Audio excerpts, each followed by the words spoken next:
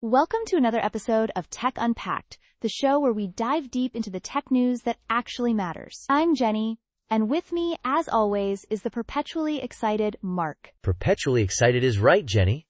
Especially today, we are talking about something that, dare I say, could genuinely reshape how a lot of businesses manage their network infrastructure. We're getting into the weeds with XKL. Yes, XKL. XKL? Sounds like an alien language. But you've got my attention. What's got you so buzzed today, Mark? Is it a new AMI chatbot that writes poetry about networking hardware? Even better, Jenny. We're talking about a physical piece of hardware here. XKL's new Darkstar Aggregation Transponder, the DAT100. It's an aggregation transponder released just recently, in April 2025. And it's doing something quite clever with how data moves. Okay, aggregation transponder.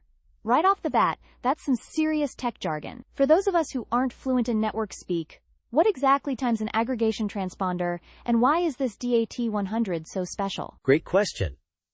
So imagine you have 10 separate, smaller pipes trying to push water. What the DAT100 does is gather all that water from those 10 smaller 10 gigabit pipes and then shoves it all into one giant 100 gigabit pipe. But here's the crucial part. It does this at what we call OSI Layer 1. OSI Layer 1. The physical layer. So, no packet analysis, no routing decisions, just pure data aggregation at the speed of light? That sounds quick. Exactly. It's like sending data through the basement of the OSI model. By operating at Layer 1, it bypasses all the complex packet processing that traditional switches and routers do. This means extremely low latency.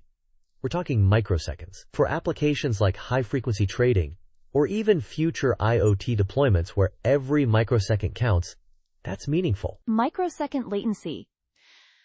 That's almost hard to grasp for those of us used to Wi-Fi woes. So it's about pure speed and efficiency. But who needs this? I mean, are businesses really still running on 10 smaller pipes when everything's moving to 100G or 400G now? That's the appeal of it, Jenny. And it hits on another huge advantage.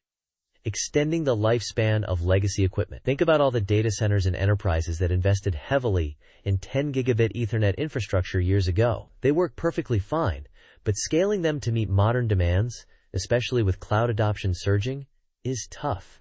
Do you rip and replace all that gear? The old rip and replace dilemma. That's a significant capital expenditure. So this DAT100 is essentially giving those old 10G networks a second life, plugging them into the 100G world without having to throw everything out? Precisely. It's like infrastructure empathy, Jenny. And it's not just CapEx savings. It also makes operations simpler. Chad Lamb, XKL's chief systems architect, mentioned that one of their goals was to simplify the overall design. Unlike traditional switches where you might need separate management software for different port groups, the DAT100 offers integrated control through a single interface. Unified management for 10 streams instead of 10 separate headaches. That's a dream for any network admin. And I bet it helps with rack space too, right? In data centers, every square inch, every U of space costs money. Indeed. It's a compact 1RU design, so it saves precious rack space, especially crucial at network edges or in smaller data centers. But here's where it gets even more interesting for the optical geeks out there. And I know there are some listening. The DAT100 supports various transceivers, State Route 4, LR4, and even Coherent DWDM modules. Okay, Mark. Coherent DWDM modules. That sounds very technical. What's the practical benefit for our listeners? The practical benefit is substantial.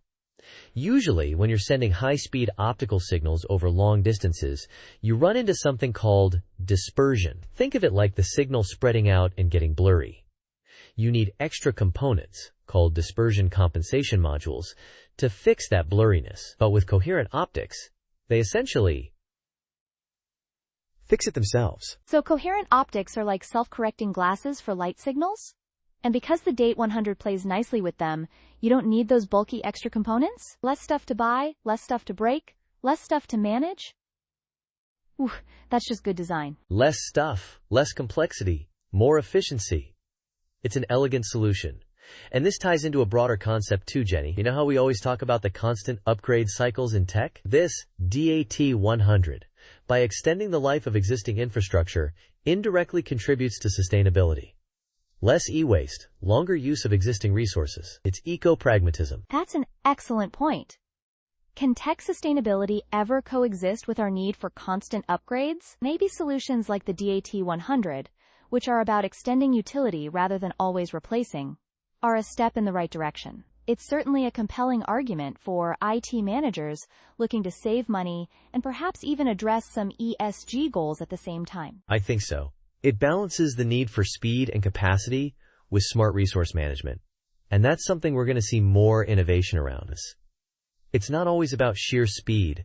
Sometimes it's about incremental efficiency. You know, Mark, while this all sounds promising, what about the potential downsides? I'm thinking about the initial investment. For a smaller business, even if it saves money long term, that upfront cost might be a hurdle, right? That's a fair point, Jenny. While the DAT100 offers significant CapEx and OpEx savings down the line, the initial purchase price can be substantial for some. It typically targets larger enterprises or data centers already dealing with significant 10G infrastructure. For a small to medium-sized business that might be starting fresh or has minimal legacy gear, they might opt for a more conventional 100G switch from the get-go. So it's not for everyone, for sure. And compatibility. What if a business has a really hodgepodge network of older equipment? Could integrating the DAT100 introduce unexpected technical headaches or require extensive professional services? Another valid concern. While XKL aims for simplicity, integrating any new piece of hardware into a diverse, older network can present challenges. Think about different vendor equipment, custom configurations, or even just really old firmware. It's possible, though less likely with a Layer 1 device, that some edge cases could pop up, requiring careful planning and perhaps some vendor support. It's not usually plug and play in every single scenario, especially if the network design is complex. So while it simplifies management generally, there could be implementation complexities depending on the existing environment. And on the sustainability front, while we talk about reducing e-waste by extending equipment life, what about the environmental impact of manufacturing the DAT100 itself? Are we just shifting the impact elsewhere? That's a very thoughtful question, Jenny. And it's true, high-tech manufacturing does consume resources and energy, and it has its own carbon footprint. The argument for the DAT100, in terms of sustainability, leans more towards time's life cycle extension rather than a zero-impact production process. By enabling businesses to delay or avoid replacing entire racks of older, still functional 10G gear, it reduces the overall volume of new hardware produced and old hardware discarded. So it's about optimizing resource use over a longer period, not eliminating manufacturing impact entirely. Understood. It's a step in the right direction, not a silver bullet. Mark, you've certainly unpacked the DAT100 for us today. From its Layer 1 wizardry to its role in network architecture, and even its nuanced eco-benefits and potential challenges. It sounds like a strong step forward in making our existing networks work smarter, not just harder. Indeed. It's a reminder that sometimes the most impactful innovations aren't the flashiest, but the ones that quietly make everything else run better and last longer. That's a definite win in my book. Couldn't agree more. And that's all the time we have for this episode of Tech Unpacked. Thanks, Mark, for another fascinating dive into the world of tech. And thank you all for listening. We'll catch you next time. See ya!